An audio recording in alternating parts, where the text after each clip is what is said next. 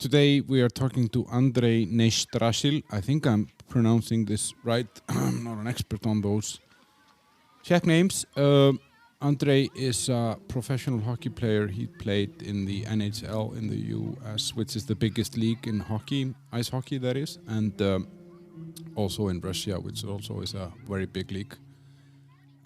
He told me about how he got into hockey and the the influence of his father, and having a brother that was a little bit older, how that kind of drove his mindset and made him want this. He moved away as a 17-year-old and to get chance in the hockey world. Very interesting story. I didn't really know anything about hockey before. I didn't know anything about the money and all the physical stuff. Andrej had a serious spine injury that he had to recover from. He told me about that. So yeah, it was, for me at least, it was very informative because I didn't know anything about this before. I hope you guys will enjoy it as well. Then the sponsors, we have Alfred Jobs, that's alfred.cz. Perfect platform and an application as well in the app stores that allows you to monitor specific types of jobs, and you get notified whenever there is a new one coming your way, and then you can apply with one click. And you're anonymous there, so if you have a shitty job that you want to leave and you don't want your shitty boss to know that you're looking, then in Alfred you don't run the risk that he will find you in some CV database like some of the competitors have. In Alfred you're totally anonymous until you apply for a job, and then only that company that you applied with knows that you're there. So perfect for someone who wants to sneak out the back door without anybody knowing.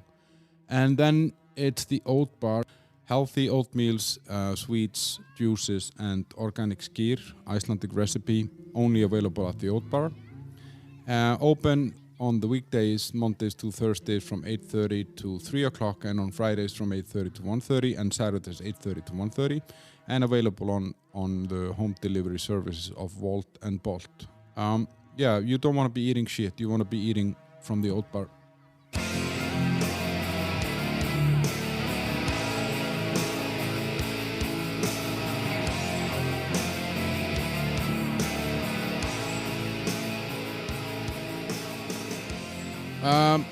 Andrej, welcome to the bunker. Thanks for having me. How are you? Pretty good. Yourself? Yeah, I'm really good. You're a hockey guy. You're a professional hockey player, and I have to admit that my knowledge of ice hockey is very limited. I've seen a few games here since I moved to the Czech Republic. But being from Iceland, of a country called Iceland, we don't really have a big hockey scene. I mean, ice hockey scene. It's growing, but it's been growing very slowly. And I guess the closest thing that we came ever to being famous in ice hockey was being the evil guys in the Mighty Ducks. Yeah, one of all-time greats. Yeah, for all the hockey players. Yeah. Yeah.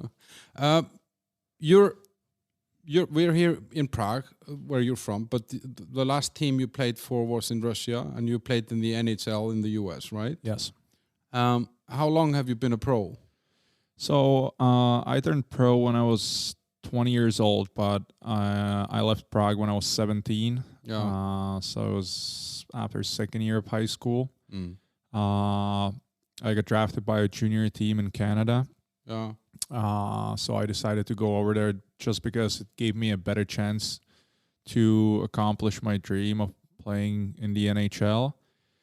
Which you did. Which I ended up accomplishing, which was great. But so I kind of counted in my head that I became professional then when I was 17 and had to leave home.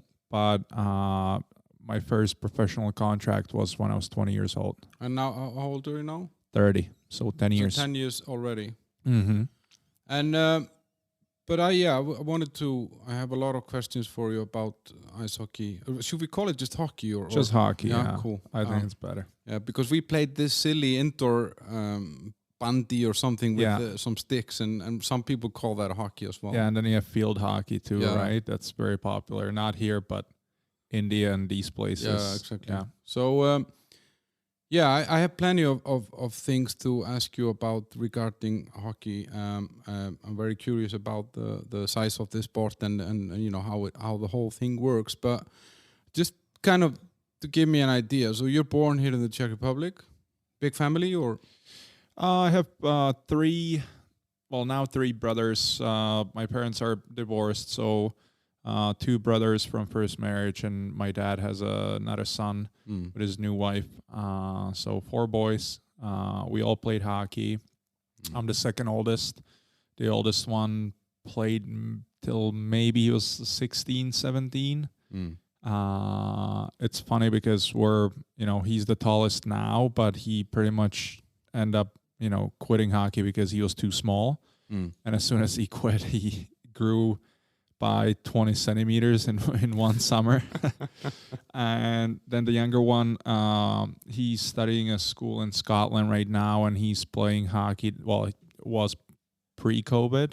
He was playing there for their local team and going to school at the same time. And the youngest one is 14. He just turned 14 a couple of weeks ago, and he's playing here at Slavia Prague. But we were actually born across the river here in Holešovice. Yeah, that's where I live. Right. So we naturally should have been players of Sparta Prague because it's much closer. But for some reason, my dad decided that we're going to be, I don't know if they had maybe like a better hockey school in Slavia Prague, and it was maybe like a smaller team, but better approach for the kids. So that's where we started. And so basically all of you have been playing. What about your father or any? So my father grew up playing soccer, but he was 190 centimeters and 120 kilos. So that's not the body you want to have as a soccer player or a football player, whatever we want to call it. But and he loves sports and he's very talented and he's really good in a lot of them. And Czech Republic is either soccer or hockey. And so he decided it's probably going to be better for us to be hockey players with the type of body we're going to have. But you mentioned that the height. I mean, so that matters in hockey. I mean, it used to, doesn't anymore. That it's a very dynamic sport. It changes. There's trends and so let's say 10 years ago, if you made it to the NHL as a 23-year-old, it was a huge success. Nowadays, there's so many 18 years old, and the league's getting younger, the league's getting quicker. It's always a team wins Stanley Cup, and then everyone wants to copy whatever they do. It's like happened in the NBA when Golden State started shooting all the threes, right? And then everybody copies that, and now all you have is three-pointers. Right. So when I was growing up, it was only big guys playing in the league. There was very limited number of small players in the league. You would have to be super, super skilled. And it was much tougher than what it is right now. So I think that was the thought process behind it. And you mentioned that like your father said that it probably would be better for you guys to go into hockey. Was there a pressure from him, or was this just a normal? I mean, was it just normal as a kid to be involved in sports?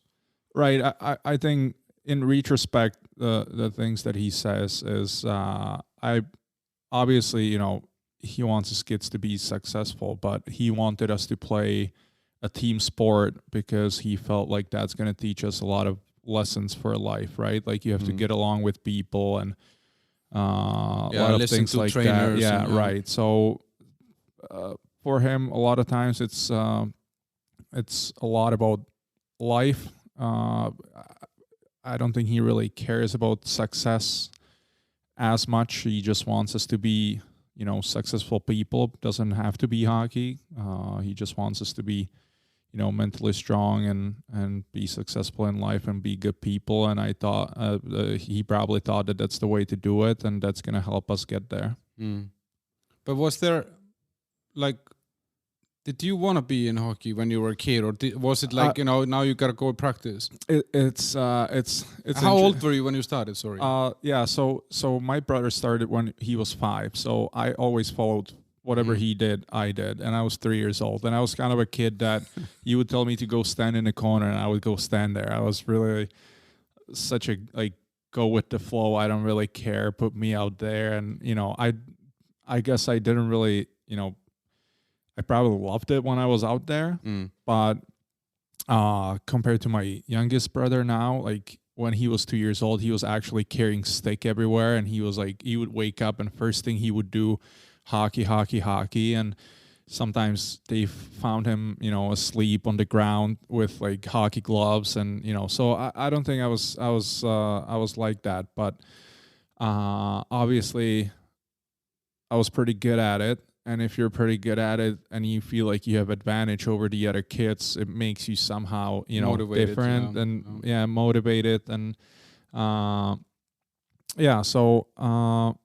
you wanted it yourself. Right. So once I started playing it, there was no, like, I didn't even think about not playing, I guess. Right. And any other, did you do some other sports also as a kid? So I don't know how long we were actually there, but my brother was signed up to play soccer for Sparta. So he played soccer for Sparta and hockey for Slavia, which is a huge rivalry in the town. And you never see more police cars in Prague than when these two teams are playing. Yeah, or Ostrava, Baník Ostrava. So I don't know how long it lasted. Obviously, both of them are very time consuming, and I think my dad said like, hey, you gotta pick one, and he probably somehow pushed us to pick hockey, and that's what we did, and went from there. But we played hockey, we played sports our whole lives. Like, he would teach us to play tennis, squash, we would bike a lot. So I think skiing, I guess. And So he just he's a very, he loves sports. He watches sports all the time. So he taught us all of those, and but hockey was like the one where he thought that there is a potential for us to succeed. It's interesting here. One thing that I noticed after I moved here is how active everybody is. Like you're saying now, tennis, badminton. I don't think I ever met anyone from this country who doesn't know how to mountain bike, doesn't know how to ski, maybe even cross-country ski, hiking. And it's such a wide range of activities that people seem to be involved in, and from very early age, and always the family together somehow. And it in some way, it's really, really nice, Yeah, I don't know if it's something that lasted here from communism, and you can see it now during COVID that people were busy with work, and prior to that, and all of a sudden COVID hits, and everyone's sitting at home, and everyone started biking all of a sudden, and you see so many bikers, and you see so many people in the hiking and cross-country skiing. So I don't know if maybe it's something that just lasted here from communism, because people didn't really have any other output for their energy. And but with the hockey, when you're a kid, because I thought about it, like a friend of mine here has two boys, and they're playing hockey. They actually moved to Washington now and they're playing there. But isn't like, so when I met that guy, he asked him, so what do you do in the weekends? Oh, I'm a personal driver. And I said, oh, okay, what do you mean? Yeah, I drive my sons to different hockey practices and games and everywhere. And I said, oh, okay, and what do you spend your money on? Yeah, I buy hockey gear for my kids. It's an expensive sport, right? Super expensive sport. And you grow out of your gear when you're a kid. Right, so some teams do a good job. I know there's a lot of programs in the U.S. where what they do now is they have the set of gear for 3 years old. And once they are done, they leave the gear and they move on, and they have gears for each category. So they just move through the gear, which makes it better, obviously, because, pair of skates is like my pair of skates, what I wear now is over $1,000, and I go through 6 pairs, so that's 6,000 on a year. Yeah, so it's 6,000 right there. So so being a player is one thing, and then being a goalie is a completely, that's just out of this world, because the pads are $3,000, and when you're a kid and you're growing, you go through so many pairs that you really need to be, I don't want to say wealthy family, because when we grew up in Holešovice, we had I think it was a 2KK, and it was me and my brother sleeping on a bed and my parents sleeping on the floor in between the beds. But I think back then it was still, right after communism, where it wasn't where it is now. It maybe wasn't as expensive. It was more for everyone. Now it's getting to a point, and especially in the US, where it's a sport for rich people pretty much. Yeah. But yeah, I was thinking about this. I mean, like, because this discriminates in some way, the kind of the entry barriers are higher, I guess, when you have all this expensive gear and so teams here, for example, they don't provide gear. You need to buy everything yourself, or how does that work? I don't know how it works nowadays. I think they provide some gear. They might have a lot of it, but I think that when it comes to skates, you always have to have your own, because you can't just pass skates. After a year they're just destroyed. You can't use them anymore. So obviously there's different options. You don't have to buy that expensive gear, but I mean, I remember I started with gloves that didn't even have fingers. It was like a mitten. Yeah.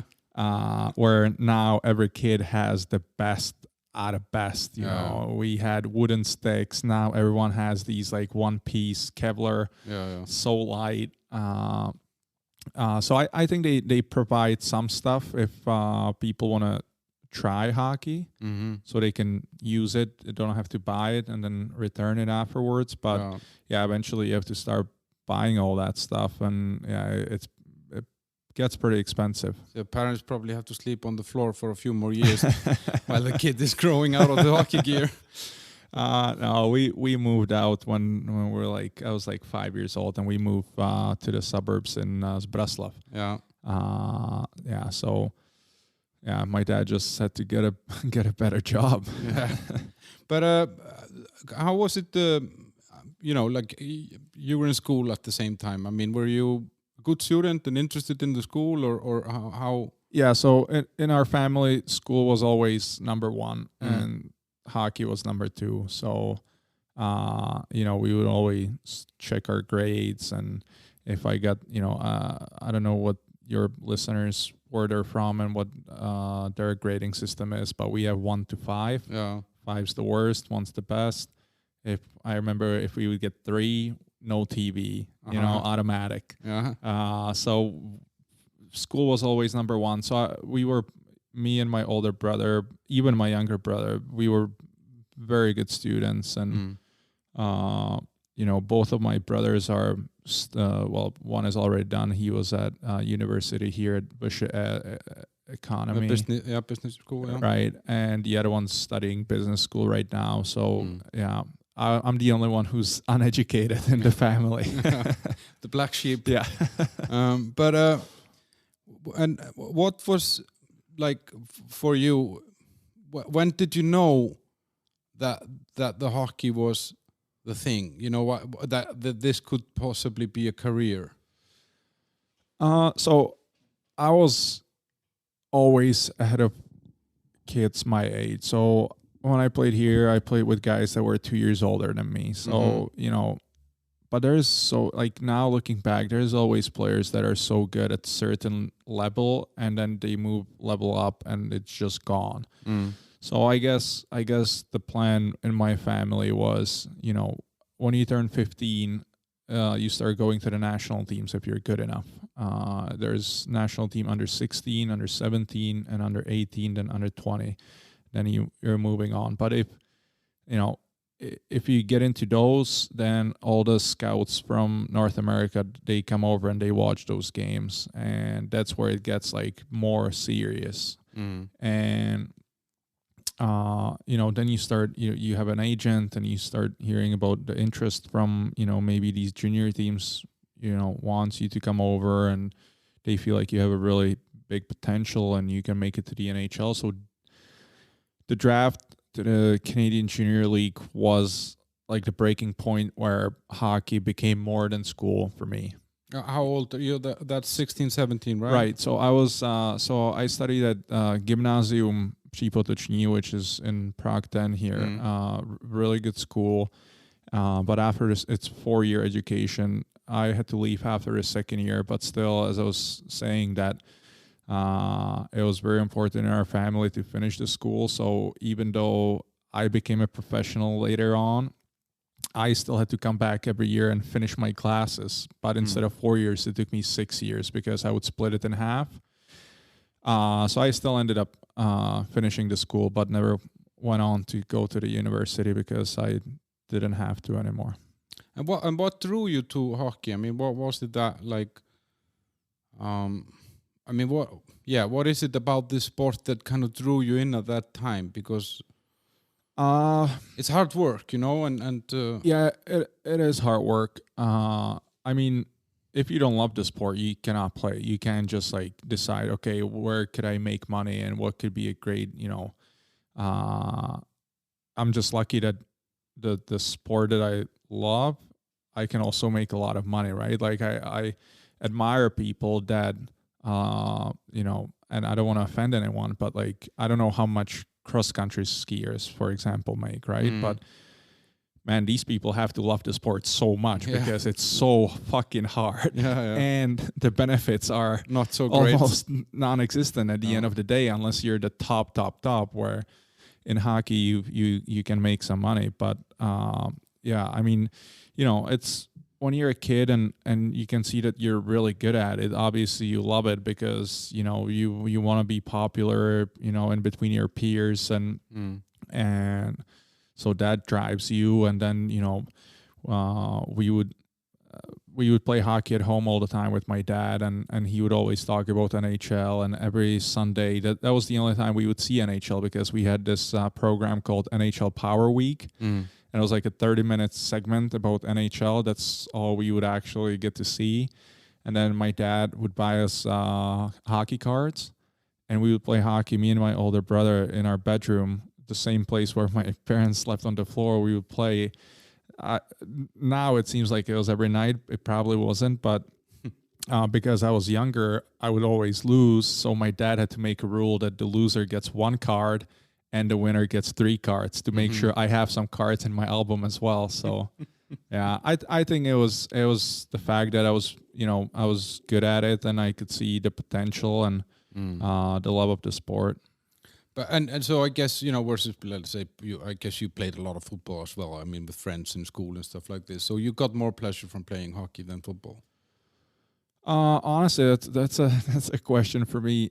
That's hard to answer. It's just like I said, like I wasn't really a kid that was determined. Like I wasn't born that way. I think that's something that my dad instilled in me.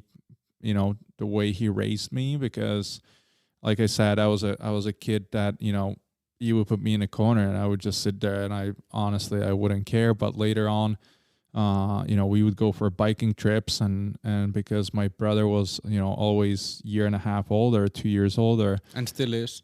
Right, still is. You're never going to catch him. No, I'm trying, but he would always beat me at everything, right? So like that kept pushing me. And my dad would always push me that way because, you know, and over a period of time, I guess it changed in me a little bit and I started being more determined. And you know, when I started seeing that like the work has some kind of results, I guess that, you know, gave me the fuel to do it more. Yeah, actually, like I wanted to ask you because, you know, like in sports, you can see kind of two, at a high level, you can see kind of two types usually of performers. You have the ones that have some sort of a natural gift, and then you will have those who have a high work rate or work ethic, or you know, they're willing to go the extra mile. Right. Are you Messi or Ronaldo of hockey? I think that both of those guys, even though, you know, they're portrayed in different ways, I think both of them have to put in a lot of work. Otherwise, they wouldn't be where they are today.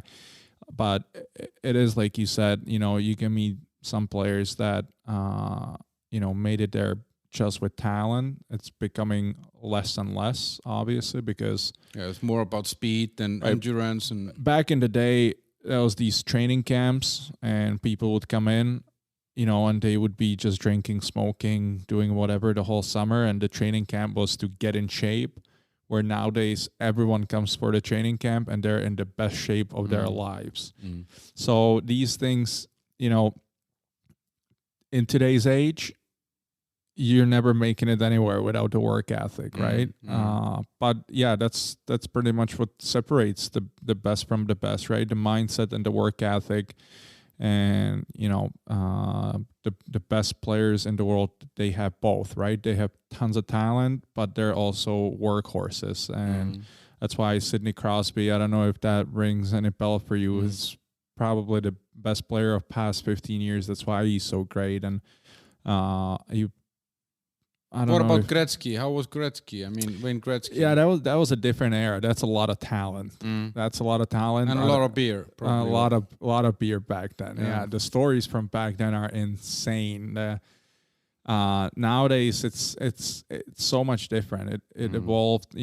People are trying to find advantages in a lot of different ways, right? So maybe I'm like the last generation where I could have gained advantage by being determined and working hard.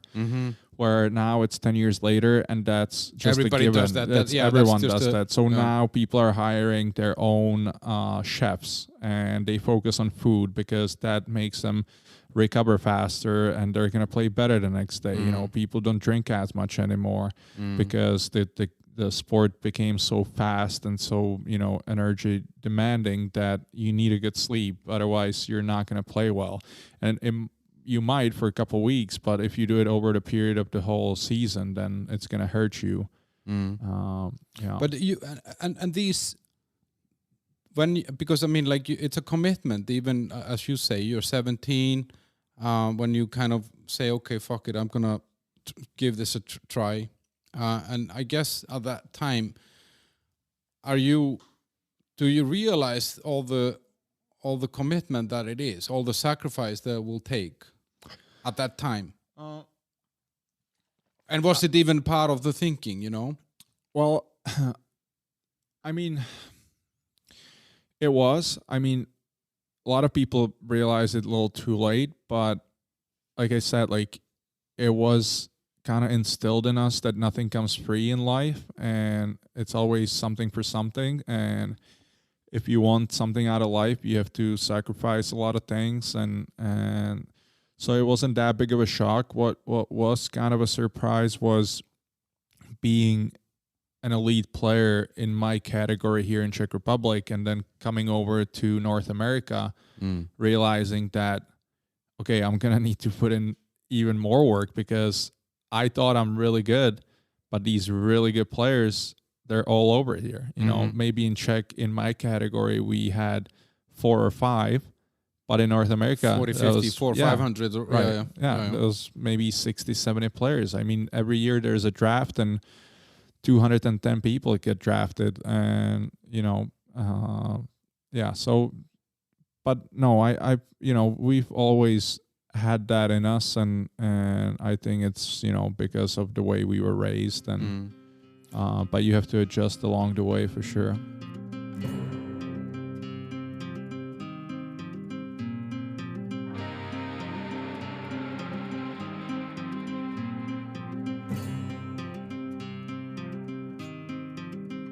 But it's interesting to listen to you because I don't know if you noticed it yourself, but you mentioned your family and your father. It's obviously a very big influence on this whole thing. Right.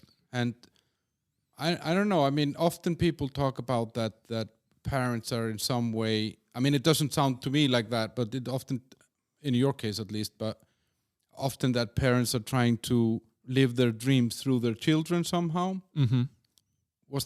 Did you ever feel that I'm being pushed to do something I don't want to do? I mean, I probably didn't want to bike 1,000 kilometers during the summer when we had time off. So at times. No, but I didn't want to vacuum my room, not 1 minute, and I felt it was really so bad. obviously there was times that he pushed us for sure. You're a kid, you're always gonna choose the easier way, but he made sure we didn't. So obviously, yeah, and looking at him now, because now he's 57, and I can see the process with my younger brother, and he's more chill, and he doesn't really care about hockey as much. He sees different talents in him, and he doesn't really care, because now I don't want to say that he accomplished it with me. I mean, I'm sure he takes it as his own success as well.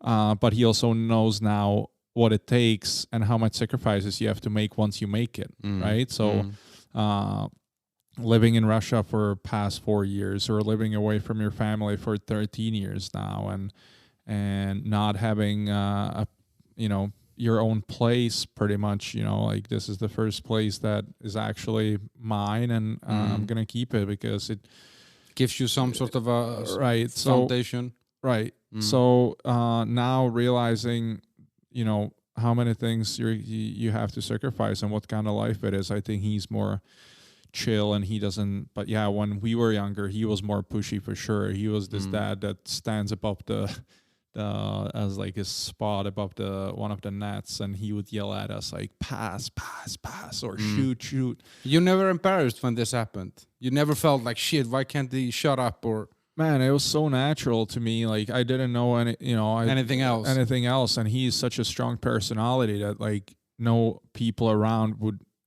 ever try to, like, question him, or they wouldn't even try to challenge him, So he was always, one of the strongest personalities that I've ever met in my life, and that I was the most scared of growing up, right? So you think you should be scared of your coach. I was scared of my dad. So, but on the other hand, I mean, then you come home and you're not in the hockey, you're not training or playing or anything. Was he then your dad, just like any other dad? Yeah. I mean, So he kind of switched on when needed, to push and to be there, right. For. I mean, I would never get, spanked for having a bad game or anything. Like, the only thing that, like, he would be upset about would be if I didn't, give 100% of my effort, or it wasn't about obviously everyone was happy if I scored 3 goals, but he would be as happy if I would score 0, but he saw that I had a really good game.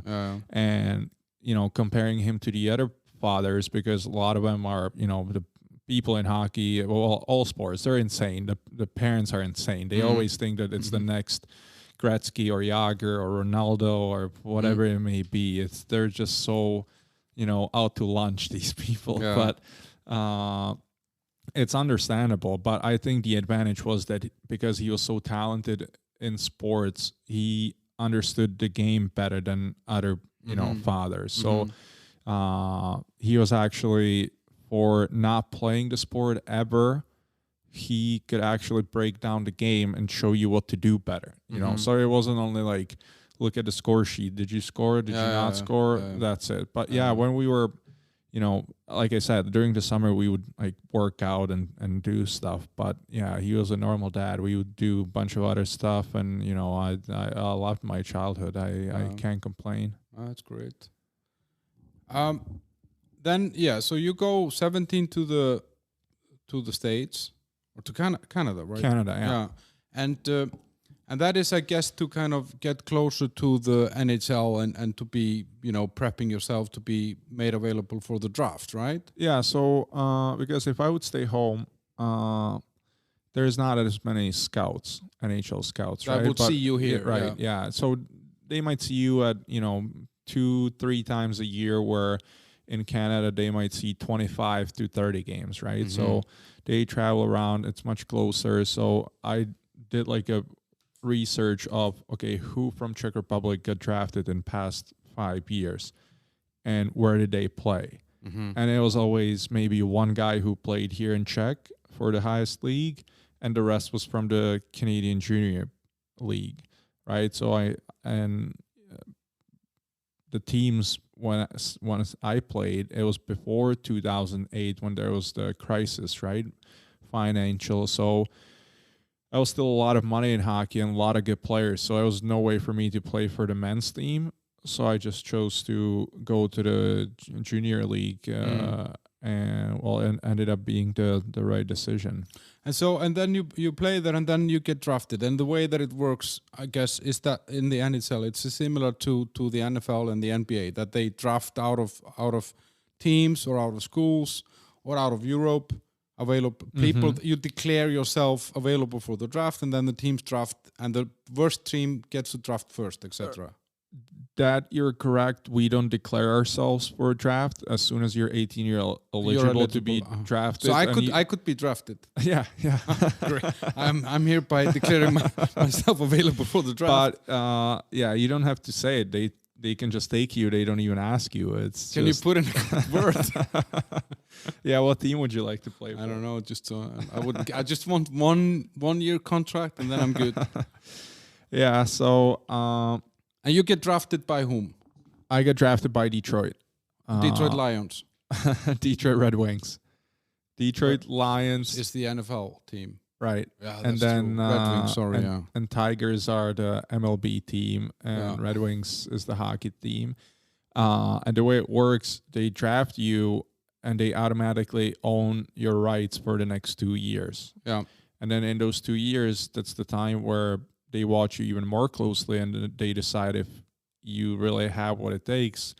And in those 2 years, they they don't have to offer you a contract, right? So you still play juniors for another 2 years. And you stay with that team. Yeah, you still stay with the team. So they kind of have an option on you, right? Unless you're like nowadays, it becomes more, possible for the younger players. Like I said, like.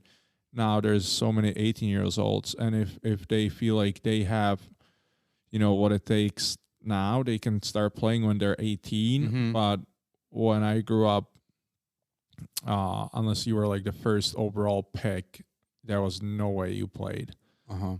So yeah, I still played another 2 years in Canada. I played in Quebec my first 2 years, in a city called Victoriaville, which is like 2 hours away from Montreal. And then I was traded to Prince Edward Island, which is a different province. And I played there for a year. And then I got signed, and then I became a professional.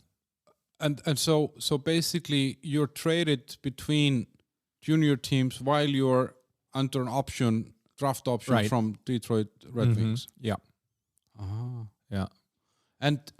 And then, what about money during those 2 years? Do you get paid then, or how? So the way it works is you go there, and they have these, they're called billet families. So it's kind of crazy looking back that you're 17 and you just pack your bag and your parents drive you to the Prague airport, and then you fly away. And different families waiting for you in Montreal, and they just take you to their house they take care of you, and you get like a small amount. I think it was like $50 a week that we got as players. But other than that, the family is providing for you, and they're the ones who are getting money from the team for the meals. Even though it's not a lot of money, these people are doing it because they're fans. They love the sport, and there's much bigger sense of community in Canada. No one would do it here in Czech Republic. I can tell you that for free. Yeah. But I know. Yeah, so I had a great family, great people, but you don't really get much money.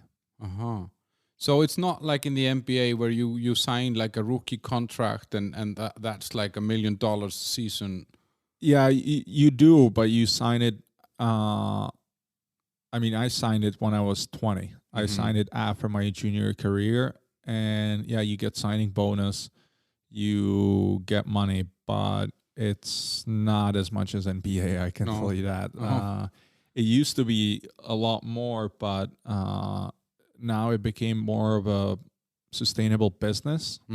So, now you have the cap space, and teams can only spend this amount of money. So it's same for everyone. And there are some salary brackets, I guess, or something. Right, like, yeah. right. So there's like a maximum contract that you can sign as it's called entry-level contract. Mm-hmm. So if what you're is that today, for example, if somebody just to get an today, idea? Like this is a lot of times very not confusing but misleading in a sense that the contract says that you're gonna make $900,000, and your signing bonus, I think it can be $300,000 is the max, the signing bonus. And it's always for 3 years. That contract's always for 3 years. So wait, $900,000 over 3 years? Over 3 years. But that means if you play in the NHL, which 99% of the kids that sign this contract, they don't play in NHL. They play in AHL or East Coast. So it's called a two-way contract. You do get the signing bonus, but the 300,000 signing bonus is for the top. I think for me it was like 150, so 50 each year, which was great for at that time. But it's a two-way contract, so if you play AHL or East Coast, you make, I think I made 60,000 a year. So it's 60 or 900. So it's a big difference. But I guess but those other leagues that you mentioned, this A League and the East Coast, yeah. So those are kind of like the development leagues in a way. That the bigger teams in the NHL, they have sister teams or daughter teams or association teams. Yeah. Nowadays, yes. I think it was back in the day. It was more of like a league on their own. But yeah, I mean, the East Coast League is still kind of a league on their own. But the NHL, AHL, I would say out of the 32 teams, 31 have their own AHL team. Yeah. I think only one team doesn't have one. So that would be where they would typically put like a younger player that is promising, but he doesn't have any guarantee of starting or anything. Yeah, it's beneficial for them because they hire their own people and then they pretty much prepare you on, for what's going on in the big club. So, and the coaches call every day and they discuss the players and, they come and watch practices and usually it's pretty close to each other. So when I was in Detroit, the AHL team was in Grand Rapids, which is a 2-hour drive. So that was pretty convenient for them, right? Like they could come watch games and see how guys are progressing and who deserves the chance to be called up. And how was it to be in Detroit? I mean, and around that area. I mean, it's cold. I mean, I guess it's colder than here, right? Yeah, I think it's a little colder. I think it's pretty similar when it comes to like, you have 4 different seasons. The winter might be a little colder, but maybe not colder, but more snow. Yeah. Which, honestly, I would prefer, Michigan over Florida any day. I'm not a big, beach person. So I didn't mind at all. The city when I got drafted was terrible because, I got drafted, it was 2009. Everything on the way down. So, yeah. And it was bad before, so it just got worse. So I think the city lost about 2 million people within a year. And, I remember my first year, when you get drafted during the summer, it's called development camp. It's the youngest players. We all travel to Detroit and we spend there a week or two and they, you go on the ice and they teach you a bunch of stuff. And now they're doing cooking and they do social media stuff and, stuff like that. And I remember we stayed downtown Detroit and they told us, after 9 p.m., no one leaves the roof because it was that bad. The city itself is, it's a like decent looking city. And I think the family that owns the team, they do a great job of, I've been there 2 years ago, looks 1,000 times better. It looks great. But that first couple of years, there was a lot of homeless people in the streets, but I didn't really get to spend that much time there because the first 3 years, the whole entry-level contract, I played in, East Coast, which was in Toledo, Ohio, and Grand Rapids, Michigan. And Grand Rapids was a great city. I loved it there. It was perfect. And then once I made the team, I was with Detroit only for like 2-3 months. Yeah. And then I there's like this. It's not really. I might seem like I got traded, but there's this thing called waiver list. Yeah. And after the entry level contract, you sign a normal contract. You know whatever you want. You actually become like a somewhat of a more independent professional, if I can say it that way. And if you have one-way contract and the team wants to send you down to the AHL, they have to put you on a waiver list. You're there for 24 hours, and any team from the NHL can take you from that list. Yeah. And based on how they placed last year, the worst team has the upper hand of who's wanting you. Yeah. Right. So basically, because they don't use you, they put you on the kind of the farm team or like the association team. Yeah. Then they have to make you available for a 20 hours time frame. Yes.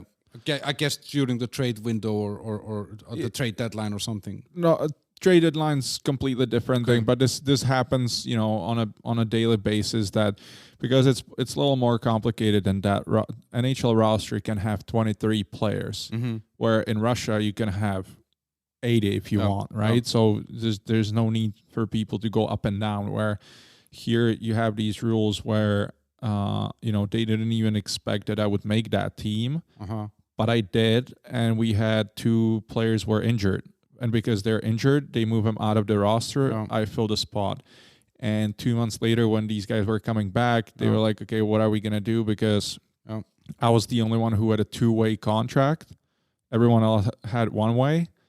Say they knew if they're going to send me down, they're not going to be losing money, because the 2-way contract would mean that in NHL I was making $550, and in AHL I would be making $60. Right? So they wouldn't have to pay you. Right. So they try to sneak you through, hoping that the other teams are not going to take you. Yeah. But if you do well, the other teams, sometimes they do. So a team came for you. Yeah, Carolina. What's their last name? Carolina Hurricanes.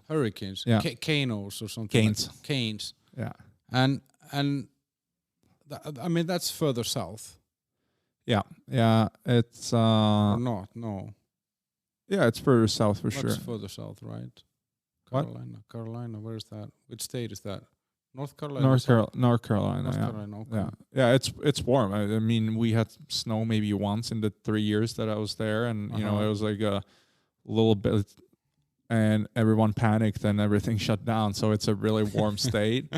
Like during the summer, it's 35, 37 degrees. It's mosquitoes. It's really bad. Yeah. And during the winter, it's great because it's like if it gets down to like 8 maybe.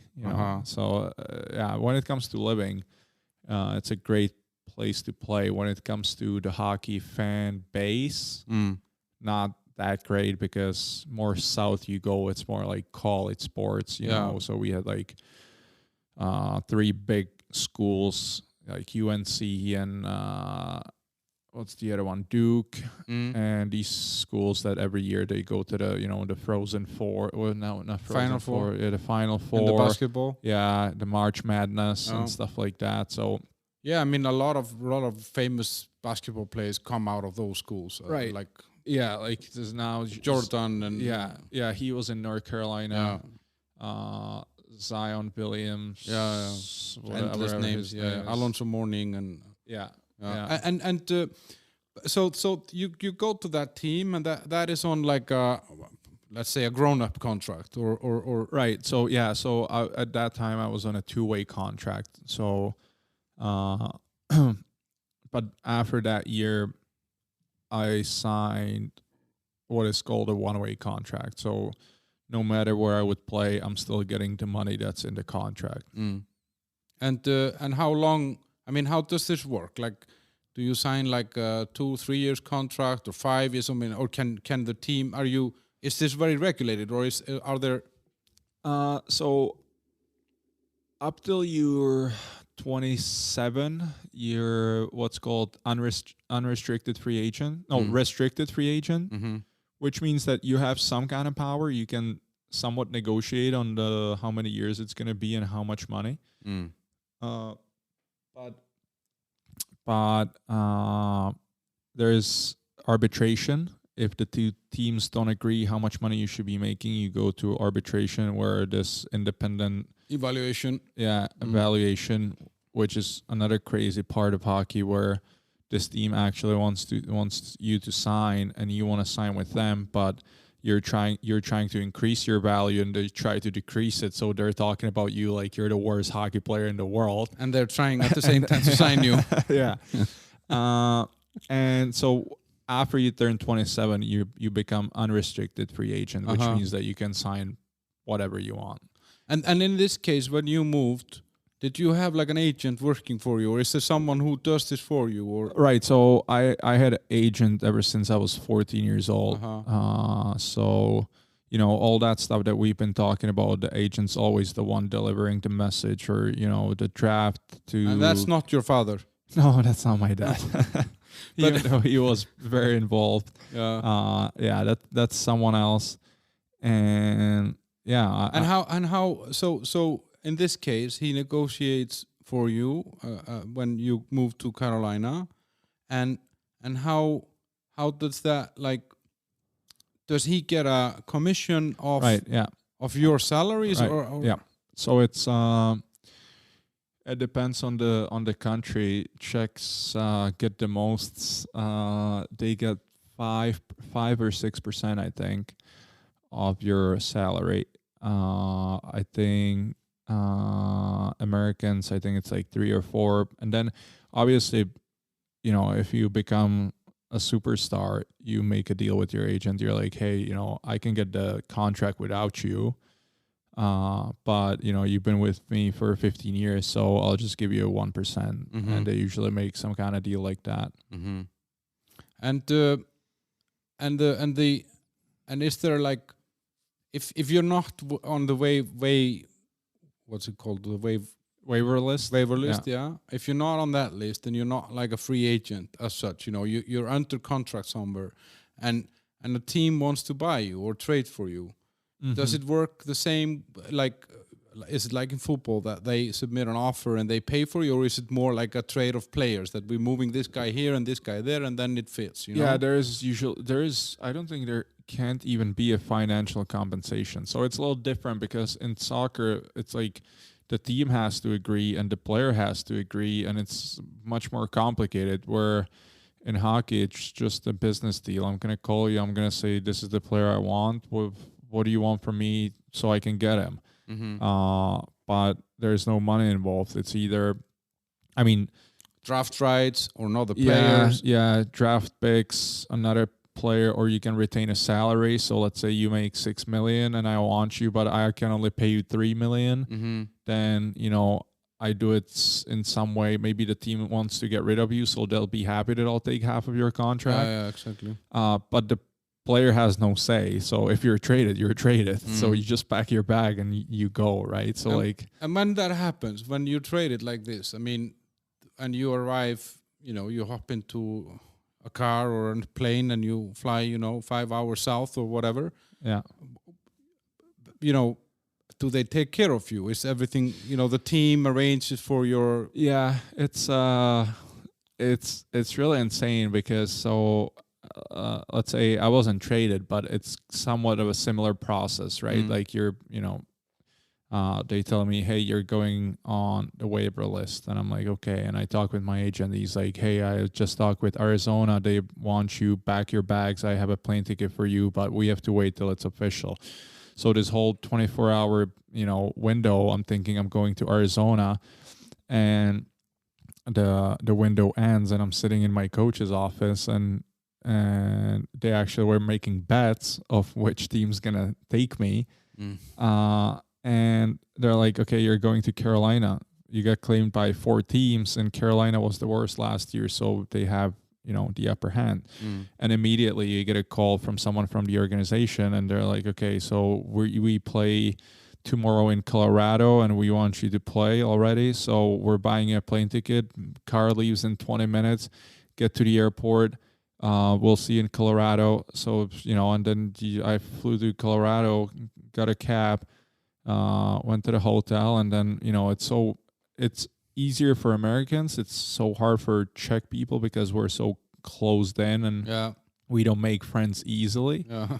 But you wake up in a hotel and you go to the lobby, you go for breakfast, and you meet 30 new people. And you know, I go into the elevator and there's one guy. I'm like, hey, we introduce each other. But what's really great about hockey is that the teammates are unbelievable. They just take you in right away. So like this guy meets me, doesn't even know who I am almost. And he's like, let's go have breakfast.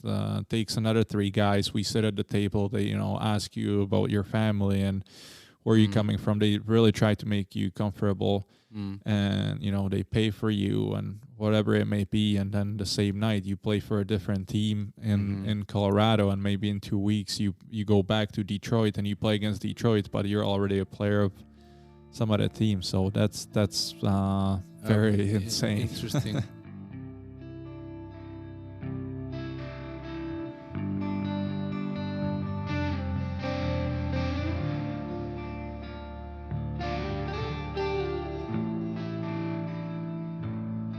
What about like medicals and stuff like this? I mean, do they check you? And I mean, like when you buy a car, you want to kick the tires to see if it's okay. I mean, is it something like that, or are you constantly being checked? You go through a medical before and after every season, but when it's during the season, and they make trades, they expose all the stuff because it's in their best interest, right? Like they know they're going to be the GMs in the league for a long time, and then they don't want to be shady, and they want the other people to trust them. So they're not just going to send an injured player. So so it's kind of a self-regulated circle of trust in a way. Right. Yeah. And you have all the medicals, right? So like every year you come in and the medicals, they take like 5 hours because it's like 30 separate rooms, and you do concussion protocols, and you do blood work, and you do, urine, and you just, they're literally checking everything. So talking about that, like urine and that stuff. I mean, what about drug and steroid testing? Because I know that's been one of the criticisms of some of the American sports, that they're not really on this anti-doping thingy. So, I mean, they don't do it during the, medical exams because the team doesn't have any interest in seeing if you do drugs or not. But obviously WADA, the World Anti-Doping Agency, they can show up anytime and test you. So I've been tested so many times. This year in Russia, I was tested 3 times during the season. They just show up randomly and they just test you. But the rules in Europe are much harsher than in NHL. In NHL, if you can do cocaine and marijuana and you have no suspension, nothing. It's just, it's, I don't want to say allowed, but it's not really punishable. Which in some way makes sense, because I mean, if you start punishing for marijuana, why wouldn't you then punish for beer, or you know what I mean? I mean, I know the classification is different and all that, but in some way I never felt that. Like I remember when Maradona, for example, was put on his ban, but I mean it wasn't like, I don't think a lot of football players would use cocaine to improve their performances on the pitch. It's actually usually would work the other way around. It would harm their performances. So I never really got this with this kind of recreational drugs. Why that is a big issue if it's not to improve your performance. But yeah, I mean, I kind of look at it the same way. I don't really understand it either. I mean, I guess that, maybe THC might have some benefits, maybe for people that normally would be very anxious and couldn't, concentrate. It might help them in between games. Recovery and stuff like that. Who knows? If it would be up to me, I would be very open to, these two things. I mean, I'm not supporting it or anything. But to me as a player, if you use steroids and you're trying to gain advantage over me by something like that, then it pisses me off. Yeah. If you go to a party and you want to ruin your life and do cocaine, then it's not your problem. Yeah. It's almost beneficial for me because it works against you. Yeah. Right? Against the person who does it. Right. Or should do. So I don't know why it's so strict in Europe. There was a case here in Czech, a guy they found a cocaine in his blood, and he got banned for 2 years, which is insane. And even if you would have here in Europe, if you would have steroids or something, you get 2 to 4 years. In NHL, if you test positive, the first punishment is 20 games. Mm-hmm. Then the second punishment, it doubles, right? But you start with 20 games. It's like a slap on a hand, and you're like, because they realize sometimes it can happen without your knowledge, right? Yeah, so it like, could be in a drug or in some food or whatever. right. So they do a good job of teaching you stuff that, you know, you have to buy from certain companies because they're NSF certified, which means that they're super clean, where they say that 28% of normal stuff that you can buy over counter can be contaminated with other stuff because maybe the company makes their product in the same factory as a different company. So if they don't clean the belts properly, their stuff can get into their some stuff. residue, And then you might test, you know, positive without even trying to gain any advantage. Yeah, that's crazy. So how long is the season? How many games is in a season if you make it to the, you know, not maybe the finals, but you get into the playoffs? So it's different. In Europe, it's usually around like in between 50 and 60, the regular season, and then playoffs is usually another 16 to 20 games. US is 82 games. The NHL, they play 82 games. Yeah. That's a lot. Over what, 8-9 months or? It's like 8 months. They start so in it's two October. games a week. Yeah, more. 2.5 sometimes. Yeah. It's I mean, it's still the same in Europe. The difference is that in Europe you have these national team breaks, so that kind of takes 4 weeks away from your season. Yeah, but then you're just playing for the national team. Right. Right. So it ends up being the same, or like the European preseason, the exhibition game, you play much more than the NHL. So they play 4. Well, I think we played like 11. So it ends up being the same at the end of the day. It's really physically challenging sometimes. And but how, I guess, like you go on the road, so you have maybe like 5-6 away games in a row or even more, and then you come home and you have maybe 5-6 home games in a row. How is all this traveling? I mean, and you know, I guess it's just an in and out all the time. I mean, you're just going to a place, playing the game and leaving. Right. So usually you leave the day before the game. So you're always in the city the day before, just so, you know, you don't want to travel on the game day. You really want to be feeling somewhat fresh, but it differs, right? So like if you play here in Czech or, you know, Switzerland, you sleep in your own bed every night because everything's so close, right? But in the States it's different, right? US is different in a sense that I mean, they do a good job scheduling, which, you know, they always try to find the best possible schedule for you. And there's also divisions, and you play more games in your divisions, which is the closer. Where in Russia, you just play with everyone. Well, it was different this year, but usually the previous years we would play with everyone the same amount. So we would fly to Vladivostok, which was 10 hours. Yeah. And there is 3 teams in the Far East. There was Khabarovsk, Vladivostok, and Kunlun. That was a Chinese team that plays in the league.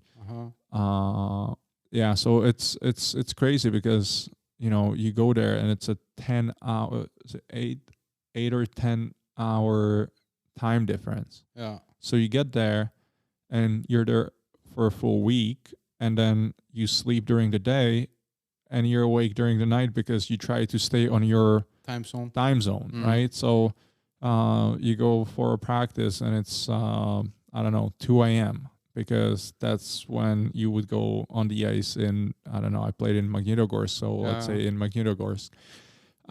So your body is really paying the price because it's all the flights and, you know, all the... You're never in the same bed also if you're, you know, you're in different hotels and... Yeah. And sorry to interrupt you, but I was going to say that a huge difference is that like NHL, you have the NHLPA, which protects the players, so they make like deals. There was the lockouts that like the players would demand some rights, stuff like that. So playing in an NHL is mentally and physically challenging for sure. But when you go on the road, you stay at Ritz-Carlton and the best hotels in the city. It's not the YMCA. Yeah, you have the room for yourself, and you get $100 per DM, so you can go for a good dinner. So it's much different than when you play in Russia and you go to a city like Cherepovets, where there's only one hotel, and it's a key, and on the key there's like a brick hanging on it, so they don't even have like a key card, and some of these places in Russia are like you want to sleep in your clothes and you want to have a bed by the bed. You're saying it as a joke, but I know I've been to Kyrgyzstan and Kazakhstan and those places, and I've been in these kind of hotels. Yeah, right. So like Nizhnekamsk has a hotel where when we got there this year it was minus 47 degrees, and the hotel didn't really have a good insulation. Yeah. So I would sleep in my clothes, and it's just.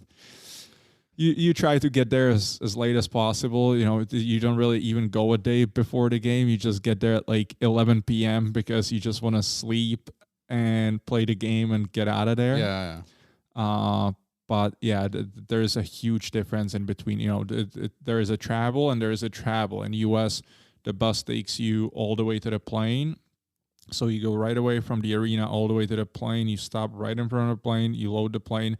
When you get on the plane, there's already food in your spot. There's a really good food, where in Russia you always have to go through the airport, kind of, right? Like customs and all that. So that makes it so difficult, because you get on a bus, get off the bus, then you have to wait for the equipment managers to load the whole plane. So you're sitting on the plane for an extra hour and a half. And then there's much more time zones. So we would always get home at like 4 or 5 a.m.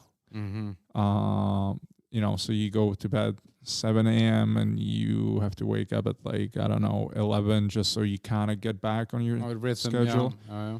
So they do a little different things for the teams from the Far East, and they're usually like 3 weeks on the road and 3 weeks at home. So it's not as harsh, where we might play 2 games at home, 2 games away. But yeah, it gets pretty harsh. Yeah, sounds like that. But talking about I guess, the traveling obviously can take its toll, especially when it's like, a lot of flights and time zones and all that stuff, and not being on your rhythm. But the sport itself also is extremely brutal. I mean, it's I had never been to a hockey game before I moved here, and actually it was I'd been here just for like a month or 2 when somebody invited me to a hockey game out here. Sparta was playing someone here in Holzovice, and there is a lot of contact, and you don't stay on the ice for more than half a minute or a minute, I guess. And then there's very frequent substitutions to keep fresh legs on the ice, and I guess that also maybe has to do with strategy, like kind of what we want to. Now we want to try and score, so let's put some more attack-minded people on. Yeah, you're right.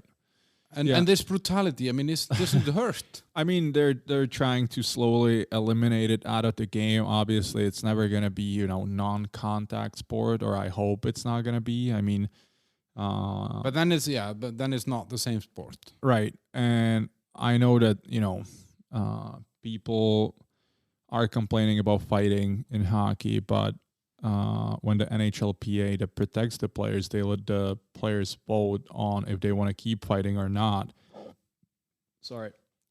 They always choose, they outvote all the people, right? So they want to keep it in the sport. They know that they need it in there, because if the fighting wouldn't be there, then, some people wouldn't be held accountable, right? So like if you have a really good player on the team and they just decide to hit him into the boards, which would still technically be legal, now the guy know he can do it without any repercussions. Where then he will if do that. you have this guy who can fight, then he's gonna think about it twice, right?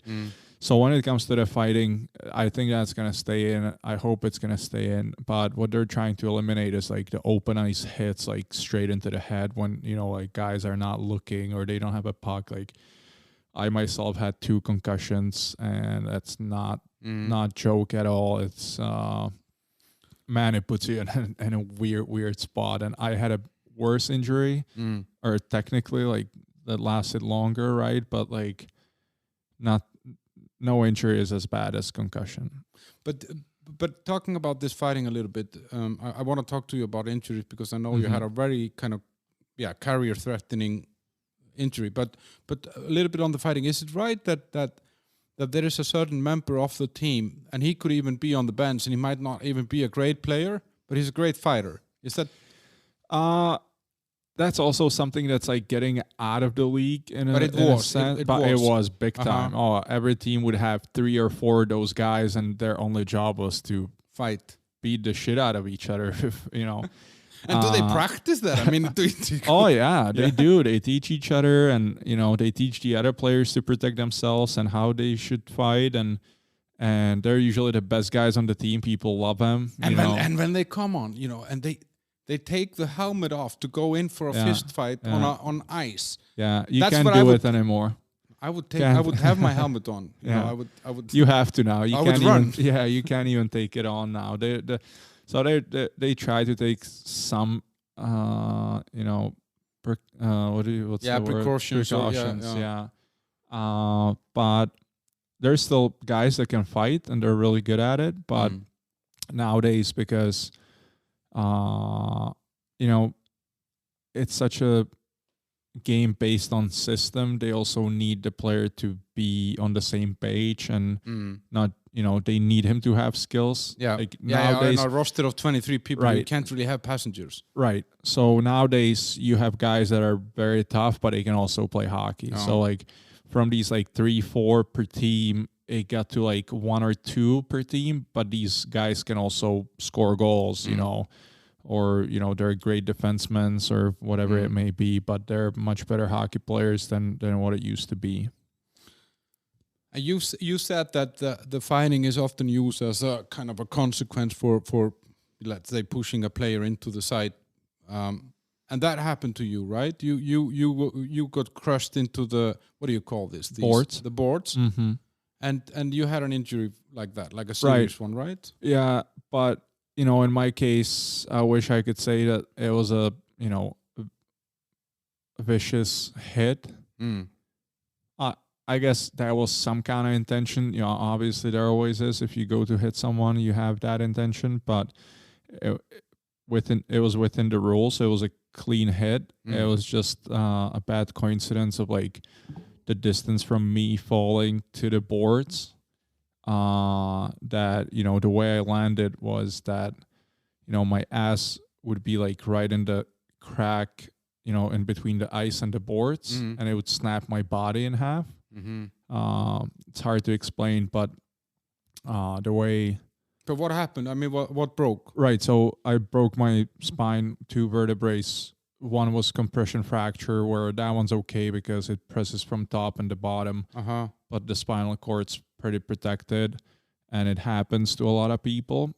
But the other one was bad. That's the snapping one, because that's called a chance fracture. It's like you have vertebrae and you slice it with slice it with a knife. So that they told me that only happens in car accidents. So if you would drive, 50 kilometers an hour, it's and like all of a sudden, whiplash in a way. You would hit a light or something. You kind of snap forward, and it snaps you in half pretty much. Yeah. So that one's worse because the whole vertebrae is snapped in half, and then it sits on top of each other, but it can slide and move, and they don't know how that's going to recover, and if it's going to be okay or not. It was you have so much adrenaline that in the moment you get hit and something hurts, but like you're thinking in your head like, okay, well, what am I going to do? I have to get up. You know, like I was always thought when I was a kid that my dad would always yell at me, if you're not dead, you stand up and get off the fucking ice. Yeah. So I was laying there and I was in some pain and I was like, oh, I have to get up and move. But I couldn't. It was like I couldn't breathe really. And it was so the trainer came on the ice and some players, and they kind of got me on my feet and I kind of skated away.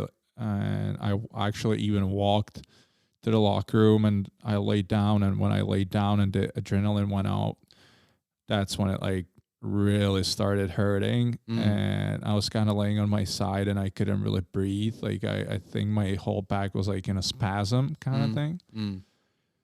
And the trainers, you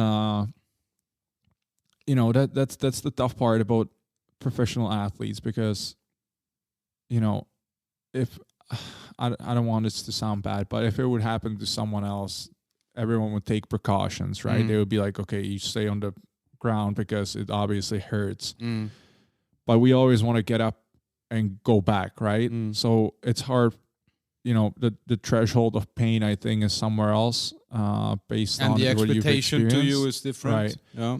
So I don't think many people would like with a broken vertebrae would get up and walk to the locker room. But because I did, maybe the trainers thought it's not that serious. Yeah. So they were like, okay, well, we still have third period and, you know, go shower whenever you want. And, you know, and I was trying to get on my feet and I was like, I can't walk. Like I can't stand up on my feet. And they're like, oh, take your time. No worries. And, you know, because we're taught our whole life that like, oh, you're a man, you have to do it on your own and blah, blah, blah. I was like, okay, I just got to get to the shower. So I can't even describe the way I walked. It was probably hilarious for someone who would be looking at it from the outside. But now thinking back, the risk that I'm like walking barefoot in a shower with broken vertebrae and I could have slipped and, you know, it might be much, much worse. And I remember my two teammates dressing me up because I couldn't bend over and I couldn't put my boxers on. So like they had to dress me up and then one of the Toronto doctors came over and he was like, let's just do x-ray just to make sure. So I walked again to get the x-ray. They have that facility in the stadium right there. Yeah. And, you know, I did. And he was like, okay, you have to stay put. And they would put me on a stretcher and I couldn't move. And they called an ambulance and I went to the hospital and I had to do, they made me do CT scan, I think. So I waited there and I was like, oh, I really have to pee. And the nurse is like, oh yeah, the bathroom is around the corner. So I had to walk again. So I probably have done more walking with broken vertebrae than anyone else.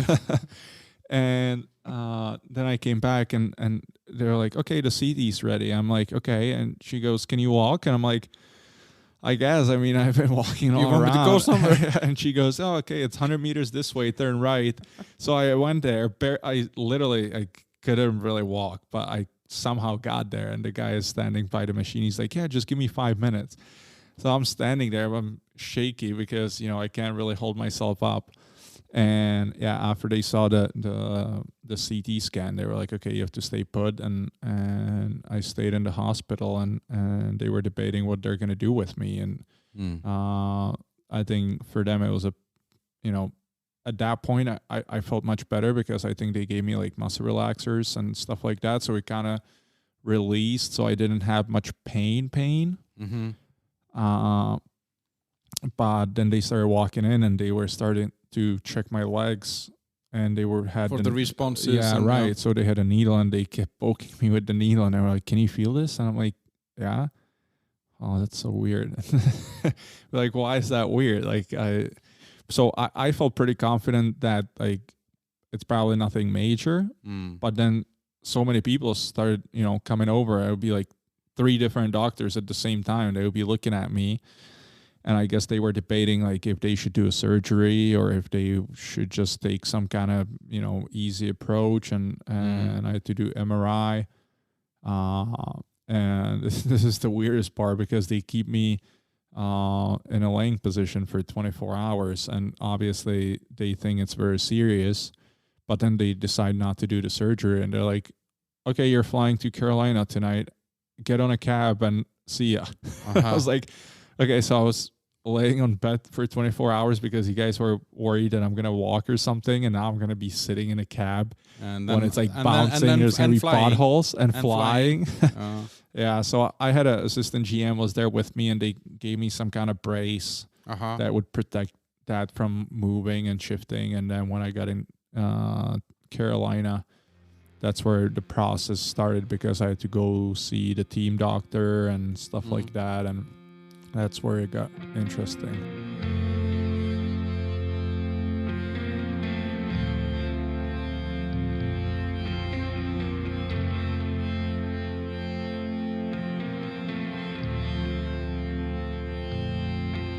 And then you start.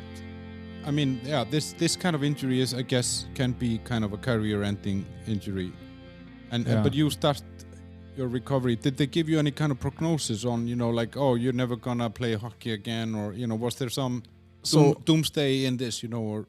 Yeah, there was. I mean, the worst part was that the injury was so unusual in sports that no one knew what to do. And I was kind of left on my own, and they sent me to a doctor, and the doctor saw the MRI and stuff like that, and he said that we're gonna watch if it slides or not, if it's and he's giving me I think he said 60 or 65% chance of recovery. But if not, then he's going to have to screw all my vertebrae together, which would be 2 above and 2 below. So 6 of them would be screwed together, which, that would be career ending for sure. But he was so negative that me and my girlfriend, we walked out, and she's American and she worked for Duke Hospital at the time. And I was like, I'm not coming back to this guy. Like, I'm already negative as it is, and I need someone who's going to, pump my tires a little bit and tell me that everything's going to be okay. So through her, I got to a really doctor in Duke Hospital, and he had a completely different, mindset and approach, and he was much more positive, and I had like a 3D made brace that I wore for 2.5, 3 months maybe. So first 2 months I was just laying in bed. Yeah, just to give the thing a chance to grow together again. Yeah, I guess, right. So I would, every couple of weeks I would go get X-rays just to see that everything's okay, that it's not sliding or anything, that it's still intact. And other than that, I would just be laying in bed, and maybe I would go for a lunch. But it was kind of. Yeah, it was tough times because you have so much free time, and I guess you play a lot of PlayStation. Yeah, but out of 12 hours, that you have in the day, probably even more, 16 hours actually. I would watch a movie, read a book, play Xbox, and call family and stuff like that. And first 2 months, were tough, but then you can slowly start doing stuff, and you can plan the recovery. And when were you able to start training for hockey? To make it back in hockey. How long? I mean, I was out for 8 months. In retrospect, I probably should have been gone for longer because I think I came back way too fast and I wasn't ready. As in the recovery of the injury, or just yourself? More the injury. I mean, it's your spine. It's you don't have anything more important in your body, I don't think, and it's related to so many other things that if you break your pinky, I mean, it grows back together in a couple of weeks, and but it doesn't affect your heel, or everything's connected through the spine, so it has so much effect on the rest of your body. So maybe the spine was healed in a sense that the bone grew back together, but wearing the brace for 2.5 months, I completely lost all my muscle. So the protection of the spine was gone. Right. Yeah. And that's kind of like your most important area because it connects your limbs. And if that's not strong, the other things are not strong. Yeah. And then I think it somehow changed the composition of my body and the muscles I was using. So when I came back, I wasn't used to it. And maybe in retrospect, I was too weak. But, on the other hand, I know that it's business, and I only had 1 year left on my contract, and I had to come back to show that you right. Yeah.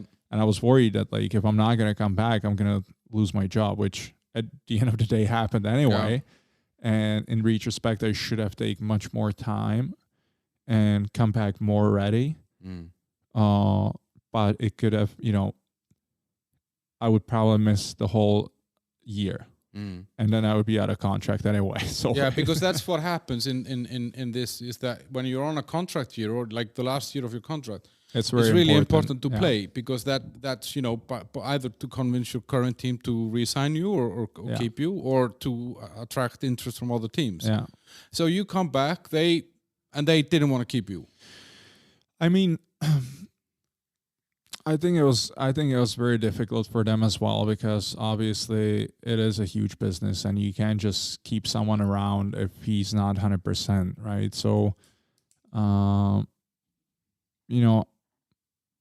it was frustrating for me because these people didn't give me any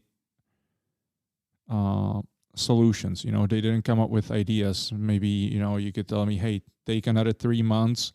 I have this great trainer in Toronto. Go see him, work with him for 3 months, then come back. The support wasn't as it was a support, but it was a support of like no rush, but also no ideas of how to make it better. And honestly, at that point, I didn't even know how to make it better, because I worked out with my trainer here in Czech Republic that, I had for many years.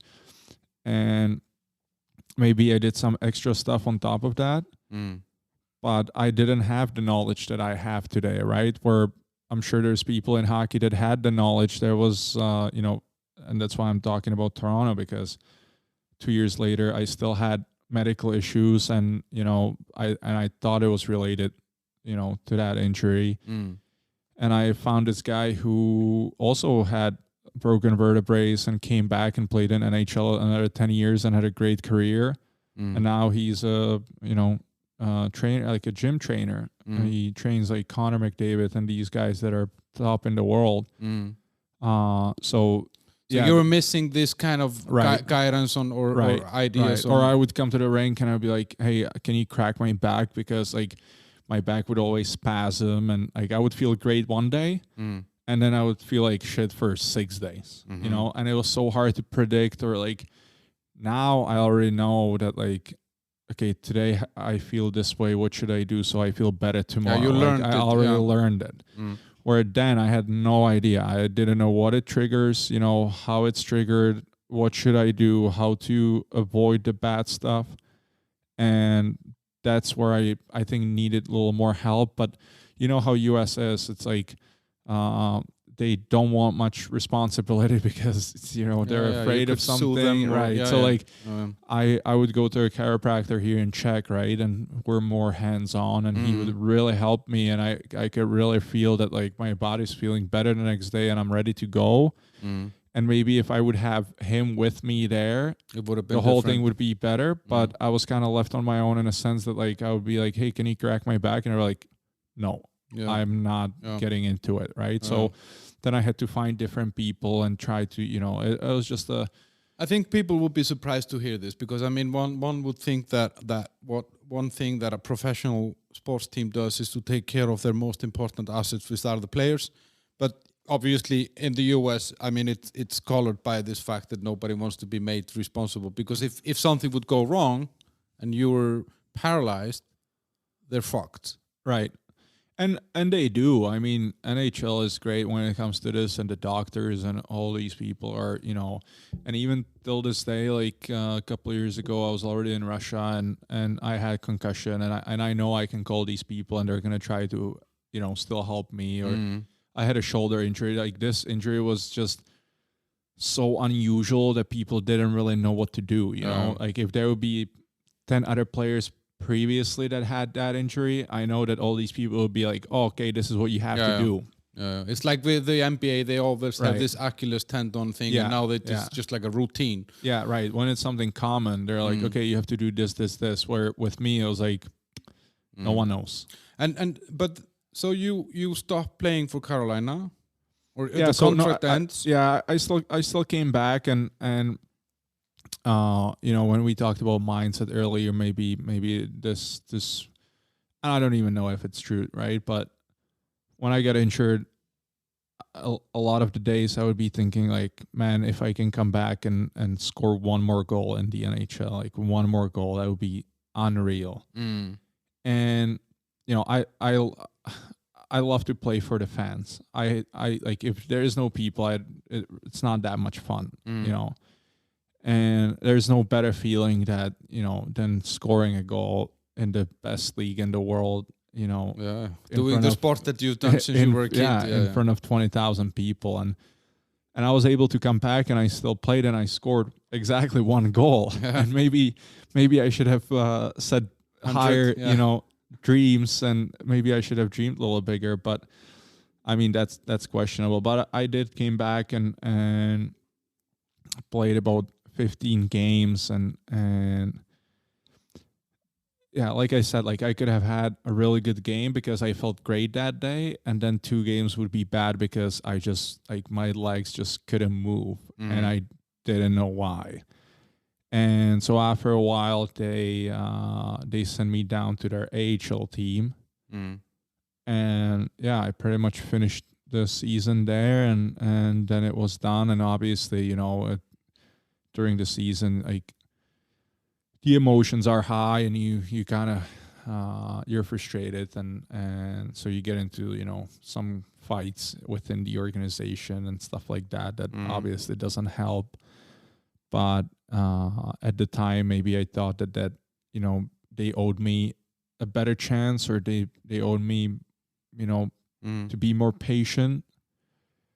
So I was upset. Or, you know, to them it was, well, not to them, to everyone in NHL. You're as good as your last shift. That's a saying.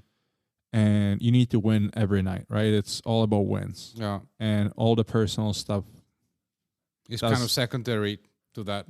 It's not even existent. It's not even secondary. It's just maybe if you're like the top player, and they know that if they're gonna give you the time, you're still gonna become that. Where it wasn't, you know, my case. So I didn't even want to go back there because I was kind of, you know, really frustrated and fed up of how the situation, you know, ended. And then during the summer, I got an offer from Russia, and, you know, I just felt like it would be better to change the scenery and go somewhere where you're actually wanted, and you're gonna have a lot of ice time and you can prove yourself again. So I mean, you've been playing in Russia until now. So this is what, 5 years ago? 4 years ago, yeah. And I mean, for those who don't know much about hockey, people like me, then I mean, the big nations are Canada, the US, Sweden, Russia, Czech Republic, Slovakia, Finland, yeah. That's about Norway, Germany. Their second tier. Germany is getting better. Switzerland's getting much better. And how? But if you look at the league, like in Russia versus like the NHL, is that like apart from what you explained about the hotels, which has more about to do with how Russia as a country is than the league. But if you compare the NHL to like the Russian league, NHL is better league, better hockey. You know, the best players in the world play in the NHL. Okay. KHL is a very good league on its own, for sure. A lot of good players. But, you know, all the import players like me, if they would have a chance to play NHL, they would rather play NHL, right? So the Russians... So if I get $1 million in the NHL, what would I be getting in Russia? Like if I got $1 million a year in the NHL? This is really tricky because I would say this. if you would be making the league minimum in NHL, which is 700,000, you're better off playing in Russia. You're gonna make more money. If you make $1.5 million and higher in NHL, it's better to be in NHL, money wise, obviously, because obviously you have taxes and all that. So from 1.5, you still gonna end up making, I don't know, 750, let's say, which the best players in KHL probably make even more than that. But you get a lot of benefits as an NHL player. You have pension. So once you turn 62, every year they send you money. You get pension. You have the best healthcare, insurance. So that's you're talking me into the draft. I'm going for the draft. Yeah, it's a good deal. I mean, it's a they great look deal after you because, in that sense. Yeah, right. So like, the Russians are different with this. I mean, they might pay you more now, but there's less. Yeah, there's nothing after, fringe right? benefit. Yeah, and so let's say in NHL, your wife's pregnant. She just gets the best service for free because the value of the insurance is like $40,000 a year. Like that's the benefit you're getting. And when it comes to the pension, like, yeah, you might be getting, like, even if you would maybe make a little less in NHL than KHL, then is my dog harassing you? Yeah. She's very excited now. The pension is, so for each year that you play in NHL, you get, I want to say $21,000 in your into a pension fund, kind of like a pension fund. But it's not the amount of 21,000. That means that once you turn 62, that's the amount you're going to be getting each year, right? So like, let's say for a guy who played in NHL 10 years, he's going to be getting $210,000 a year once he turns 62. Draft here I come.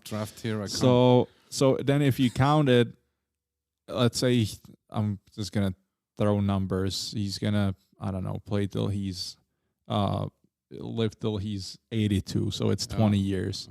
He makes another $450,000, right? So that's the benefit of playing in the NHL, which you don't get in KHL. No, $4.5 million.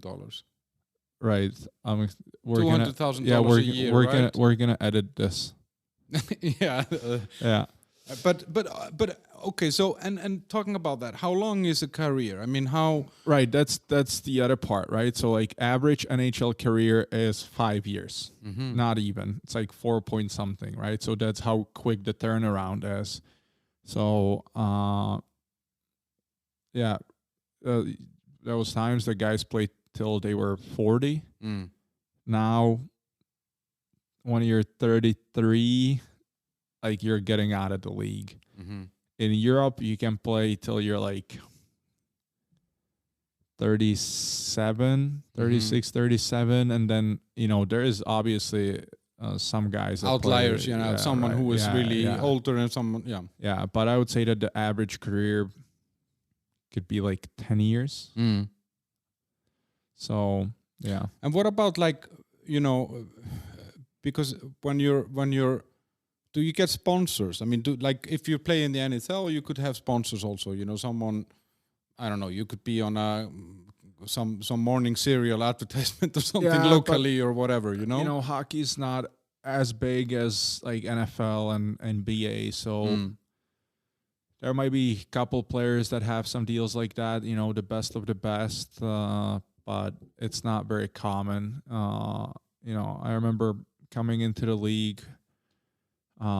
There's teams that they're called the big market, and then there's a small market, right? Like Carolina was a small market, so there was no need for companies to like pay you extra to wear their stuff, right? So like you have these companies like Bauer, CCM, Nike, something else. So these reps would come in and they would be like, in Detroit, they would pay players to play with their stuff, right? So they would pay you, I don't know, I didn't even have a game yet, and I made $12,000 just to play with their sticks that I would play with anyway. Yeah.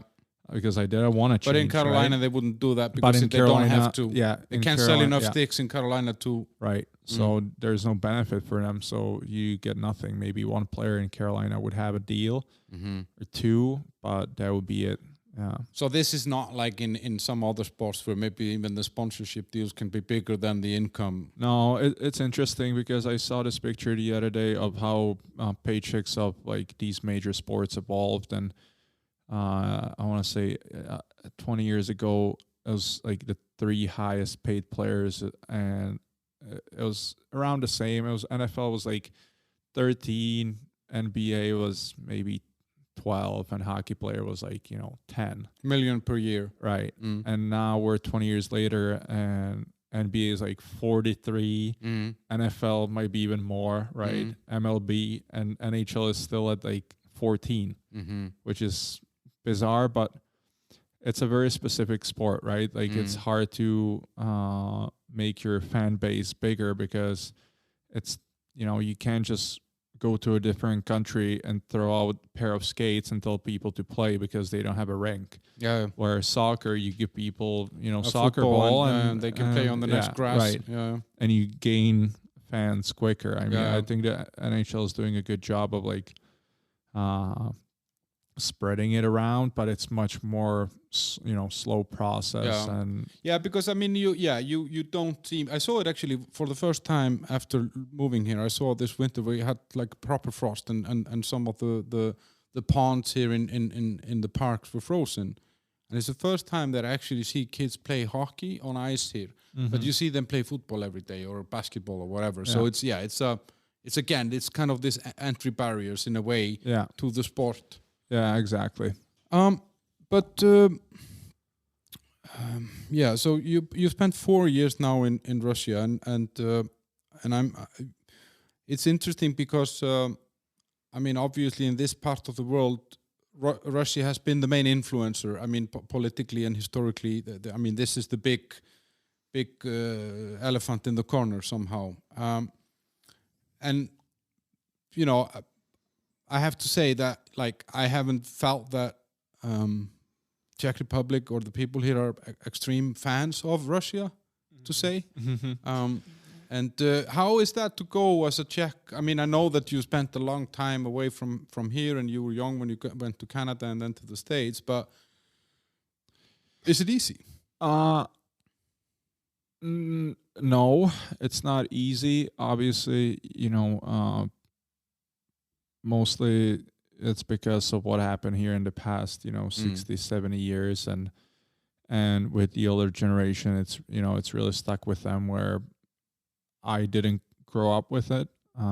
So when it comes to some people's hate for Russia, I don't really feel the same way. For me, it was harder because I know they're a much different mentality, where in the US, everyone's very welcoming and, they're smiling and your best friends right away. Where take you to breakfast. Yeah, in Russia it takes they don't speak English at all. Not even at the airport. So how am I gonna what am I gonna say when I'm gonna get there, and how am I gonna catch my flight, and is anyone gonna be waiting for me? And so for me it was more about the mentality, which I don't think their mentality is bad. It's just different. It's just different. I think there's pluses and minuses about American mentality, same in the Russian one. I like the honesty in the Russians. When they tell you something, you know that they actually fucking mean it. And when you become their friend, you're their friend for life. Exactly. Like they actually, you're their brother. Yeah. And they would be willing to, jump in front of a bullet for you. Or, Americans are very nice and very welcoming, but not as extreme once you become a friend, So that part was hard, but obviously you have understanding for the older generation why they feel the way they feel. But I didn't really grow up in it, so I don't, I don't. And you don't have feel the it same from people like, feeling. oh, you guys that are playing in Russia, you shouldn't be there. I mean, there's no one Right. is talking like this. No. No. I mean, you're so secluded when you play hockey there, because you don't really get to meet like Regular people. Not much really. So it's mostly the hockey players, but it's obviously it's different, right? For multiple reasons, the habits, right? Like you go in and you shake everyone's hand every day, and in US it's just like, hey, how you doing? You always ask them how they're doing, even though if you don't care, yeah. Or here you don't ask anyone anything, Yeah. and if you're not friends with someone, you're just not friends with someone, and it was definitely more difficult to adjust than in US, because I feel like us, Czech Republic, we're somewhere halfway in between those two countries. So there's a lot of things that I got used to in the US and had to readjust, because that's not very common there. And how is it? How is it? I mean, I know you played for the national team here. You have some games for the Czech national team in hockey, and I guess, I mean, you're still in the picture. I mean, if you made the team a few times, you could make it in the future. I mean, does that make you proud? Is that the proudest moment in hockey when you play for a national team, or how is that? I'm not sure if it's the proudest moment. There's moments of it that you really remember. Like this year, I got to be the captain of the national team, which was a huge accomplishment for me, and that was great. I think still my biggest accomplishment in hockey was making it to the NHL and scoring some goals and having some success. You had like 13 or 15 goals, or how? Yeah, probably something like that. I don't know. I had like, I don't know, 50 points in like 130 games or something like that. But yeah, it's great to play for the national team, but like the real deal of a national team is the World Championship. Like that's where the best of the best go. These moments you're really proud of. Then there's these tournaments during the season. There's always 4 during the season: one in Czech, one in Sweden, Russia, and Finland. Which it's obviously a great experience. But then you get older and you always go to the same tournaments, and you're still glad that you're playing for a national team, but it's not as exciting anymore. Well, the thing that is exciting is that you get to change the scenery a little bit, and you leave from Russia and you go with your other people. A lot of either meet new people, or a lot of these guys we grew up together, so we're really good friends, and then we go for the national team and we have some beers and catch up, and we complain and we share stories and stuff like that, and it gives you such a mental break during the year that you just go back to your team and you're recharged mentally, and sometimes it's more important than the physical recharge. Where are you going to go from now? I mean, you're 30, your contract in Russia expired. Yeah. What's next? Who knows? It's I don't want to say nerve-wracking time, because I know I'm going to find a job. It's more of a question of where. Do you have a dream? Is there a dream destination? I mean, would you? Right. So there's different options, and they all have something that I really want. But then also, there's things that are better in the other destination, right? So I would want to spend another year in Russia, but people go to Russia for the money. That's the best money you can make, right?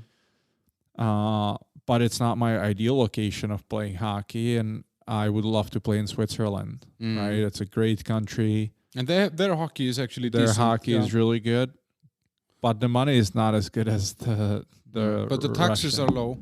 And you don't even, as an import, you don't even pay taxes. You get the money like already pre-taxed, and they pay for your living and car too in Switzerland. And then obviously playing home would be great too, right? Like I didn't play home for 13 years, and I'm getting older, and it's drawing me, back home every year. But then same thing, right? Like I would love to play home, but I would want to live in Switzerland, but I would be making money as you play in Russia, right? So like it depends, complicated. but then you have 30 teams in Russia, and you have, I don't know, 14 teams in Switzerland and 14 here, and then you pretty much weigh, who's going to offer you and what is it going to be, right? So if my ideal team in Russia would offer me, I would take it, no doubt, right? But if it's a team that maybe I don't want to play for, then I'm going to move on, right? So you have to evaluate all these options against. Yeah. So we will see what's going to happen. I think over the next month, we'll be talking with teams and see where I could end up.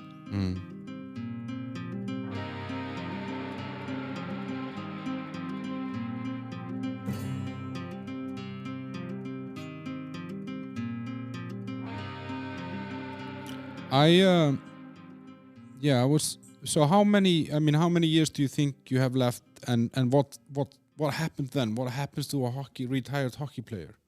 Yeah, so in my mind, because I feel like my preparation takes me so much, because of what I've been through to get ready for games and workouts and stuff like that, that I cannot do it obviously forever. But some people say, oh, I'm just going to play as long as people are going to, pay me for it, which I don't really see it that way. I would want to play till I'm 35, but I don't want to be one of those guys that keep playing just because they're afraid of what's out there after they're done playing, right? Because it's a tough times for professional athletes when they have to. It's 18 years of your life that if you quit at 35, then it's 18 years for you that you've done. So what would you do then?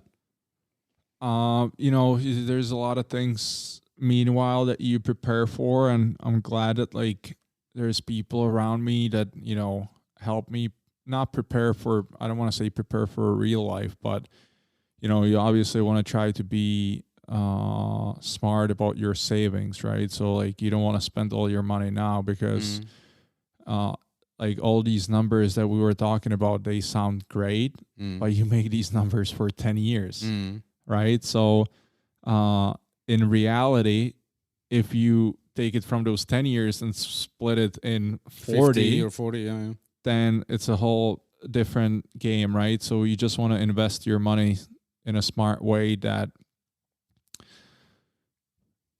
the best case, well, not the best case, but there's some people that they don't have to do anything anymore, right? So I don't know if it's a best case. Even if I would be in that position, I would still want to have a job, right? And what would that be?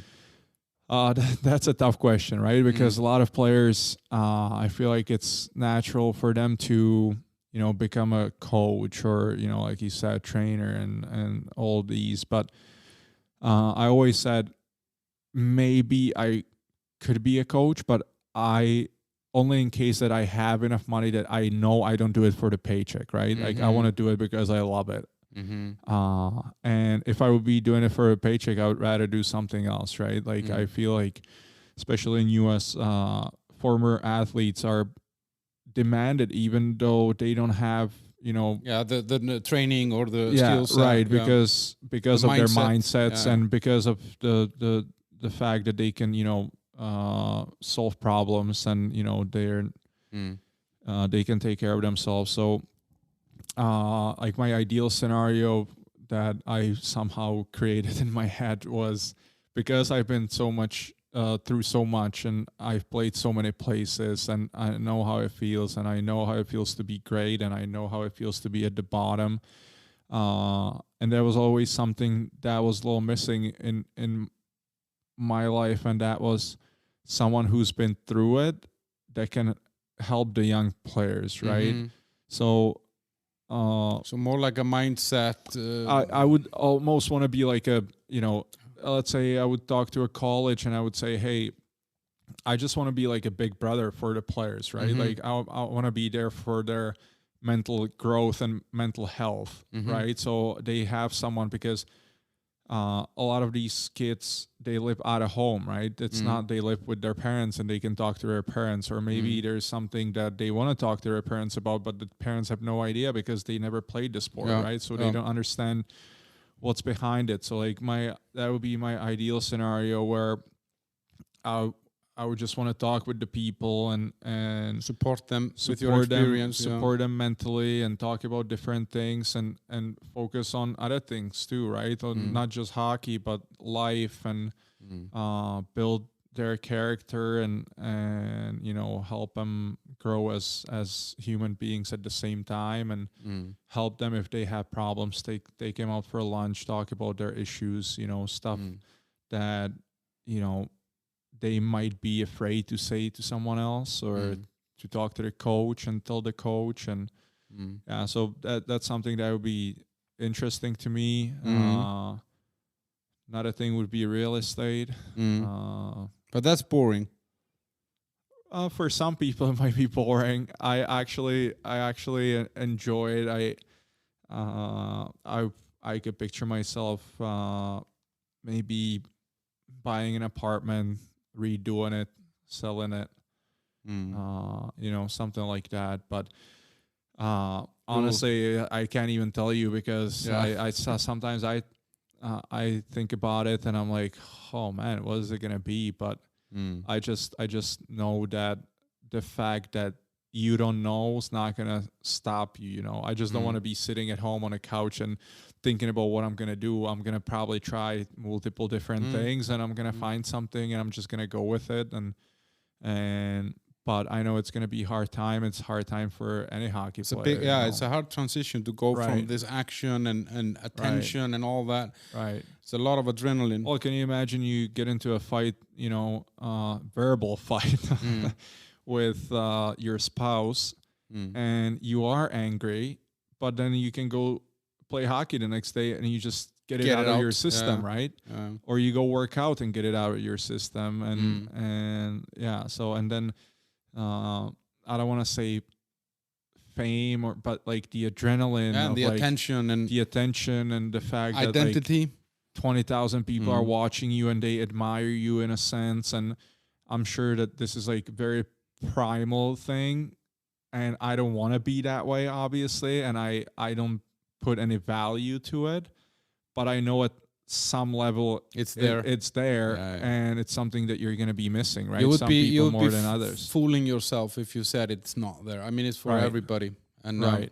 But I've actually I've watched somebody and I became a nobody, and it's great. It's once you kind of get over the first part of it, it's amazingly liberating. Right. So it's based on how how good or famous you were, right? Yeah. Like I would never want to be like a movie star that you walk on the street and everyone knows you, right? No, but then you have to fix that tooth, because this missing tooth in your mouth is a trademark that gives you up. You know? Right.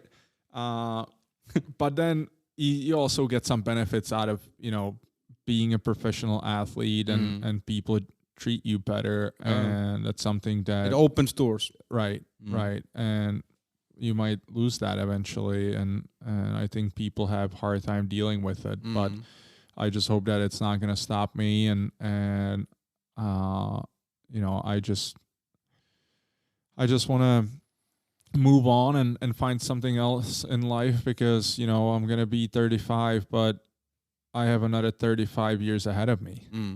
And I don't want to just play golf and sit on a couch, right? Start a podcast. Is there any regrets? Do you feel that you missed out on something because you were busy training as a kid or teenager? I mean, like, do you look now and say, shit, I wish I could have been partying more or something? Or you're content with all this? Well, when it comes to partying, I'm very content. Like, I mean, there was times that I definitely enjoyed myself, and people here in Czech start a little younger. The restrictions are not as bad, so and nobody cares. Nobody even cares. If there are restrictions. Yeah, so I remember we would go out when we were like 15 already, right, to a club. So that's now saying it's crazy. I mean, it's insane. We're kids. And then when you play AHL, it's still a good time to get it out of your system, just because you're technically not popular and you don't have money that like someone would go after you, or it would be a huge scandal. So that's a good time to still party. But once you're in the NHL or KHL, you're more like, if you do want to injure yourself, you're almost hiding because of social media and stuff like that. But when it comes to anything else, I mean, you don't feel you missed anything. Regrets. I mean, that was a period of time that I was a little over the top, and I wouldn't even go for a beer. Or I would be working out twice a day, and it was way too much. Just because the organization pushed me so much that it got me really motivated. And I mean, I lost a lot of friends just because I didn't have time for them, but it was a sacrifice I had to make to make it. And so you lose some relationships. But you make new ones as well. Yeah, I mean, that's maybe one thing that I regret on the whole process, that, maybe I should have enjoyed it a little more along the process. Like, you're in the NHL and it's the best league in the world, and you want to, you should be enjoying it every day, right? But it's such a big stress. Every day you can lose your job. Every day something can happen, and what if I don't play well tonight? Or you have a bad game and you're thinking, oh man, the next game's got to be better, otherwise I'm losing my position, right? So, and then guys are going out and you're like, no, I know if I'm gonna drink, I'm not gonna feel good tomorrow, and I can't afford it. So maybe when it comes to this, like, in retrospect, I would let go a little bit and enjoy those times and make more friendships, right? Because now when I'm getting older, I know that it's at the end of the day, you're done playing hockey, and what's left, right? Like, the things you remember the most is the good times you had with the boys and the friends that you've made along the way. And what's fun about it is that I don't know, you have one friend in Toronto, and you have one friend in Finland, and you have one friend there, and you know that you're in the country and you can give these guys a call anytime, and they're gonna take you in, and you guys gonna have a great time and reminisce. And I know that when I was in the actual NHL, I was so focused that all these things went away, and maybe I should have let go a little bit. Yeah, but I think that's quite normal when you are kind of at least on your first contract, and you're kind of fighting for your life. I mean, it's hard to relax in that situation. I felt that. I mean, my business career was the same. The first 2-3 jobs, I was super engaged with the fact that I was in this, and I made a lot of sacrifices that I might not be super happy with today. But one last thing, is your father proud? That's a great question. I hope he is. But he would tell you. Yeah, that's not the way my dad works, right? So, that's. But he sends you some signals, right? Or you sense it somehow, or. Very mixed signals. So,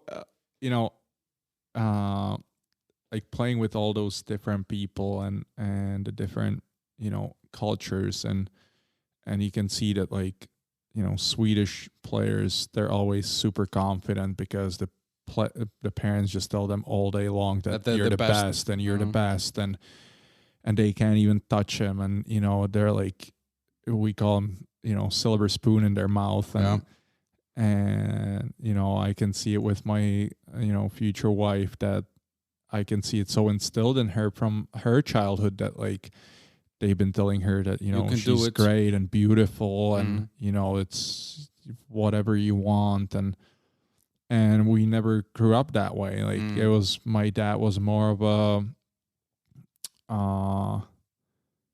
like for one good thing, he would say 25 bad things, you know? Yeah, I know this. I come from the same. Yeah. So I've never, you know, obviously we don't really have a word, I love you in Czech.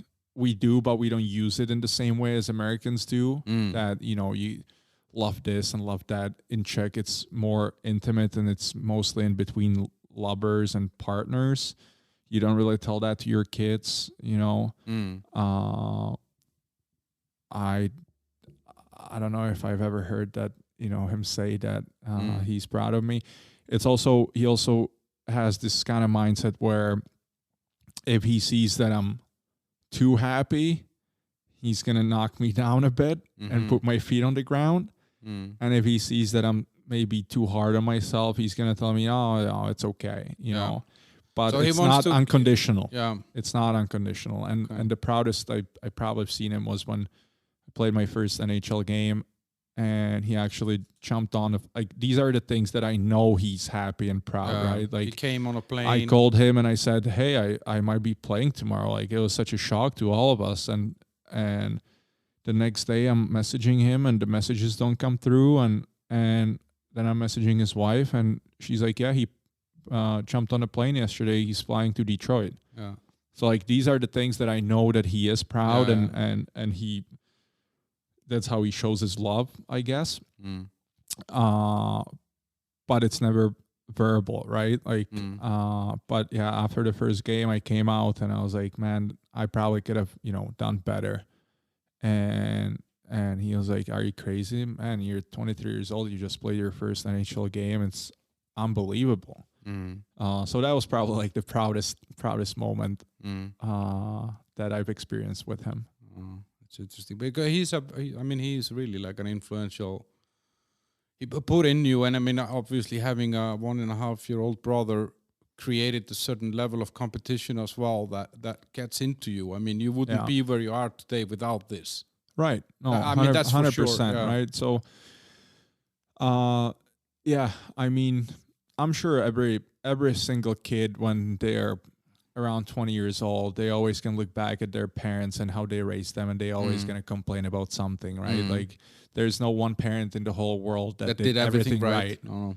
So, you know, I appreciate very much the way he raised us, and I wouldn't want any other father, even though he probably made couple mistakes along the way, but what's important for me is that I know that he did it with like the best intention in his heart, and it wasn't never, you know, out of anger or, you know, he just at the time he thought it's the best that he can do for us. So yeah, it was that's a whole another podcast.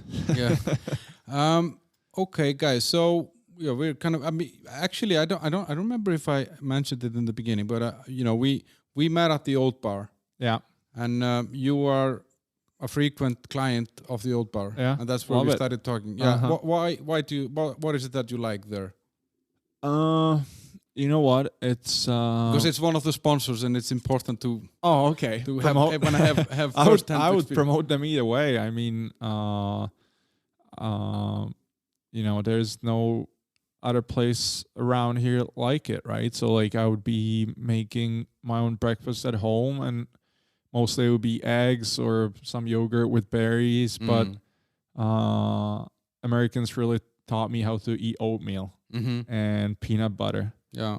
And so I just love the going nuts. That's peanut butter, banana, and dark chocolate. Yeah, right. So I absolutely love it, and you know,